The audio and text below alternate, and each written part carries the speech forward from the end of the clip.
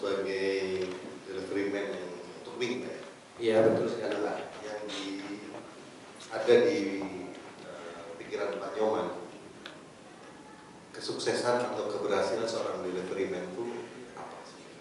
Yang paling utama? Terima kasih Pak Robiana. Tentunya di dalam kita melakukan aktivitas apapun itu, satu hal yang perlu kita ingat adalah ketulusan dan keikhlasan. Jadi apa yang ditanyakan oleh Bapak Robiana saya rasa sangat menarik. Yang menjadi poin penting atau hal yang merasa saya berhasil melakukan tugas adalah di saat saya melakukan tugas saya dengan baik tanpa ada masalah, di mana saat saya mengantarkan sepeda motor saya ke konsumen, konsumen merasa senang. Karena sejatinya kalau saya analogikan, seorang delivery man itu ibaratnya seorang ibu yang tak melahirkan. Bagaimana kehadiran bayi atau anak itu sangat dinantikan, begitu antusiasnya. Jadi seperti itulah sebenarnya layanan yang kami lakukan. Karena sejatinya seorang delivery man adalah mengantarkan kebahagiaan buat konsumennya. Saya rasa itu.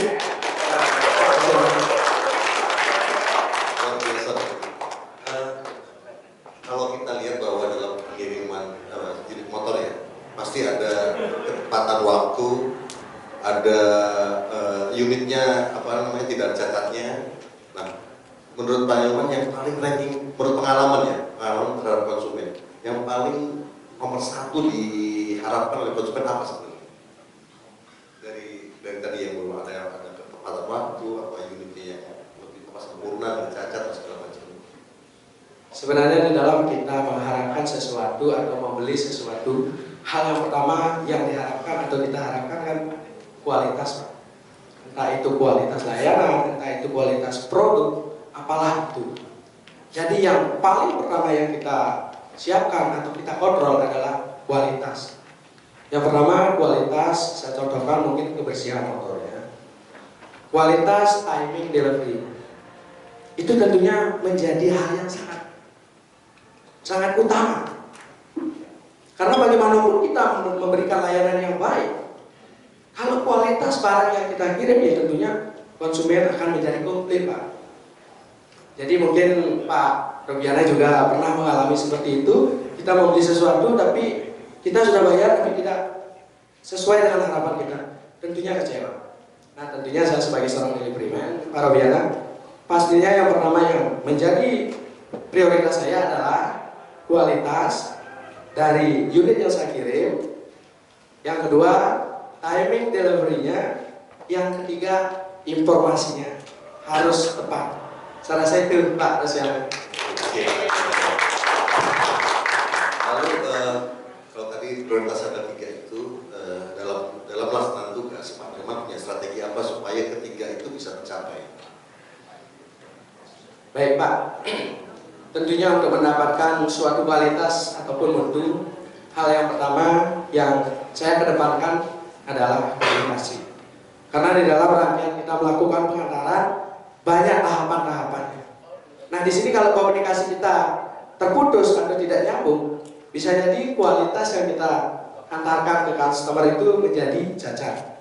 Apapun itu, kita tentunya melakukan komunikasi baik dari pertama di pre delivery inspection-nya, kita konfirmasi juga ke winning sales people-nya, selanjutnya kita konfirmasi ke customer bahwasanya unit yang dipesan customer itu sudah siap kita antarkan.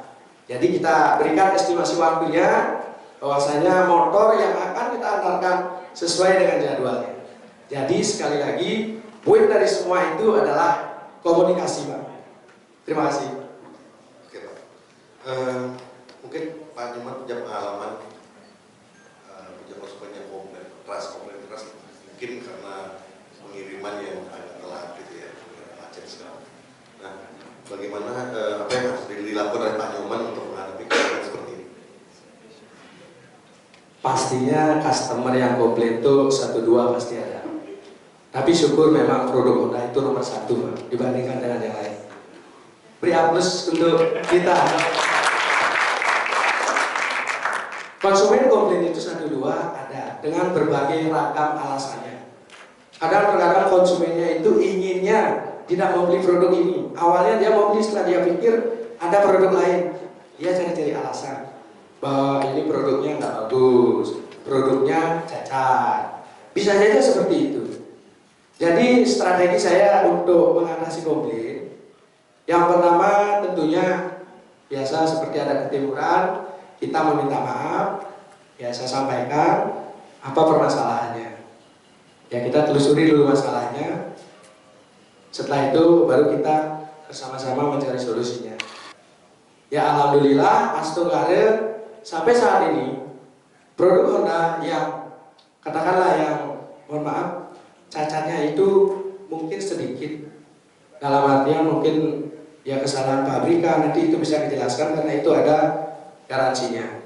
Nah jadi kalau komplain misalnya masalah fisiknya Pak Robiana, masalah kekotoran lain sebagainya itu motornya tidak bersih, itu tentunya nanti kita bisa atasi.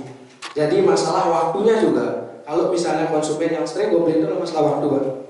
Di Bali biasanya itu sangat fanatik, konsumen itu minta waktunya di timing tertentu. Jadi kita prioritaskan itu. Pernah sekali dua kali ada yang komplain, tapi sebelumnya kita juga sudah konfirmasikan. Apapun komplain dari konsumen itu, kalau kita datang membawakan sepeda motornya, seperti yang saya sampaikan di awal tadi, kita mengantarkan kebahagiaan. Kita lebih merecovery customer itu dengan rasa kekeluargaan. Karena di setiap saya melakukan pengantaran, Pak Robiana, begitu saya selesai melakukan pengantaran, biasanya saya memberikan space waktu 5 atau berapa menit. Itu tujuannya adalah untuk bersilaturahmi dengan customer.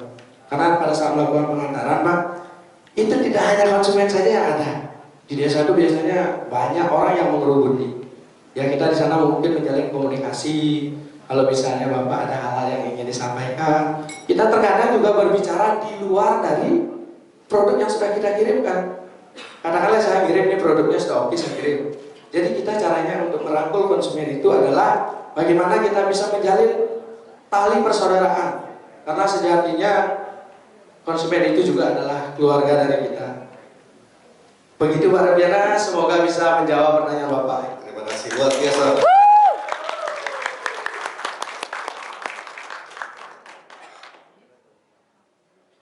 Bapak Ibu sekalian yang saya hormati, berdiri di hadapan Bapak Ibu sekalian merupakan anugerah terindah dalam hidup saya. Karena ini mungkin kesempatan sekali dalam hidup saya. Kalau saya tidak bekerja di Honda, saya nggak tahu apakah saya pernah naik pesawat terbang atau tidak. Tapi dengan saya bekerja di Honda, banyak sekali pengalaman, banyak sekali hal-hal positif yang saya dapatkan.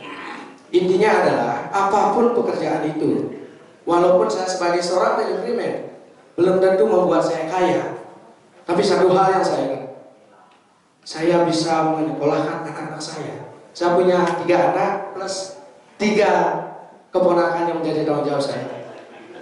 2 kuliah sekarang, 2 SMA, semuanya mendapat beasiswa karena prestasi. Apapun pekerjaan itu, walaupun memang tidak membuat saya kaya, poinnya adalah yang pertama saya bisa menyekolahkan anak, yang kedua bisa memberikan saya hidup dan kehidupan buat keluarga saya. Terima kasih, selamat siang, salam satu hati. Salam.